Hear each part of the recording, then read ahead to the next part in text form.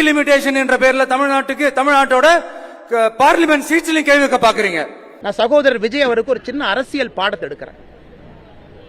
1973 கடைசியா டீலிமிட்டேஷன் நடந்த பொழுது, இப்ப நம்ம டீலிமிட்டேஷன் 2026 பேசுறோம். 1973 டீலிமிட்டேஷன் நடந்த போது சகோதரர் விஜய் நல்லா அவங்க கேட்டுக்கணும் அண்ணன், ஏன்னா சில அரசியல் புரிதல் அவருக்கு இருக்கணும். அன்னைக்கு இந்தியாவுடைய லோக்சபா சீட் 525 545 உயர்த்தப்படுகிறது. 1973 20 சீட் உயர்த்துறாங்க.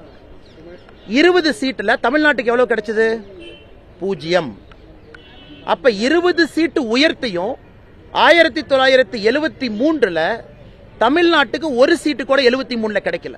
டீலிமிட்டேஷன்ல சில மாநிலங்களுக்கு 3 சீட் அதிகமாச்சு, சில மாநிலங்களுக்கு 2 சீட் அதிகமாச்சு, சில மாநிலங்களுக்கு 1 சீட் அதிகமாச்சு. அன்னைக்கு ஆட்சியில் இருந்தது யார்? காங்கிரஸ். தமிழ்நாட்டில் ஆட்சியில் இருந்தது யார்? திராவிட முன்னேற்ற கழகம். அம்மையார் இந்திரா காந்தி அவர்கள் கூப்பிட்ட அனைத்து கட்சி கூட்டத்திற்கு தமிழகம் சார்பாக 73 கூட்டத்துக்கு போனது யார்? கலைஞர் கருணாநிதி ஐயா. அன்னைக்கு திமுக டீலிமிட்டேஷன் கமிஷன் மீட்டிங் 1973 போய் இந்தியாவினுடைய லோக்சபா சீட் 20 உயர்த்தப்பட்ட பொழுது கலைஞர் ஐயா தமிழ்நாட்டுக்கு ஒரு சீட்டு கூட வாங்கி கொடுக்கல. அப்ப நியாயப்படி விஜய் அவர்கள் குற்றச்சாட்டு வைக்கிறார்னா யாரு மேல வைக்கணும்? இதற்கு முன்னாடி டீலிமிட்டேஷன் நடந்த பொழுது ஆட்சியில யார் இருந்தாங்க? அப்ப தண்ணி விஜய் அவர் யாரு காட்டணும்? காங்கிரசுக்கும் திமுகவும் காட்டணும். 2026 நாங்க பண்ற டீலிமிட்டேஷன் ஒருவேளை வரும் பொழுது குறைவா இருந்தா பத்திரிகை நண்பர்கள் சொல்லுங்க, அண்ணா என்ன யூபிக்கு 10 கொடுத்தீங்க, தமிழ்நாட்டுக்கு 2 தான் கொடுத்திருக்கீங்க. நான் ஆதாரத்தின் அடிப்படையில் பேசுறேன்.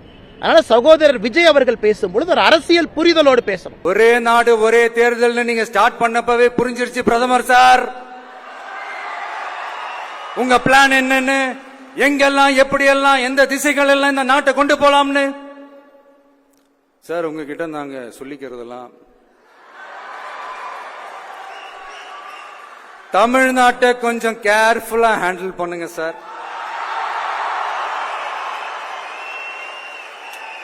ஏன்னா தமிழ்நாடு பல பேருக்கு தண்ணி காட்டின ஸ்டேட் சார், பல பேருக்கு தண்ணி காட்டின ஸ்டேட் சார்.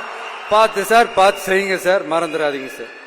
அரசியலை பொறுத்த வரைக்கும் ஒரு ரவுடி அடிச்சா தான் இன்னொரு ரவுடிய மக்கள் ரவுடின்னு ஏத்துக்குவாங்க. படத்து டைலாக் சொல்றேன். நான் டான் சும்மா இல்ல 10 டான் அடிச்சேன். இன்னைக்கு இவங்க எல்லாமே யாருன்னா அரசியல்ல யார் சக்தி வாய்ந்தவராக இருக்கிறாங்க அவர்களை பத்தி பேசினா ஒரு மைலேஜ் கிடைக்கும். இன்னைக்கு ராகுல் காந்தி அவரை பத்தி விஜய் அவங்க பேச முடியுமா? பேச முடியாது.